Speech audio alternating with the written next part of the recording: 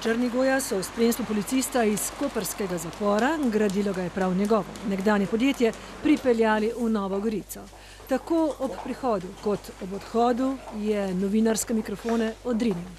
Vztrajate, da ste nedolžni? Nisem kriv, pa je zatrjeval v sodniku. Gre za prodajo delnic koprskega stavbenika, domnevno pod tržno ceno. S tem naj bi Primorje, ki je že dobro leto v stečaju, oškodoval za 1,5 milijona. Ob tem je zanimivo, da prvi sodni izvedenec v spisu ni našel dokazov o oškodovanju.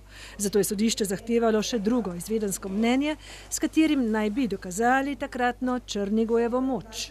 Vi trdite, da je bil v tem času gospod Črnigoj tako pomembna vplivna osebnost, da lahko vpliva tudi na odločitve vladnih ljudi? Ne bi odgovoril. Je po pridobitvi drugega izvedenskega mnenja oziroma po prvih njegovih odgovorih kaj bolj jasno? Mislim, da tudi izvedencev ne preveč.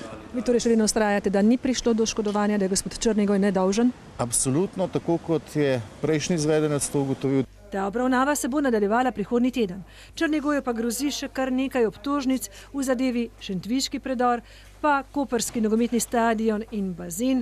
Kriminalisti so tožilstvu ovadili vodilne Primorja tudi zaradi ponarejanja listin pa preslepitve pri pridobitvi posojila.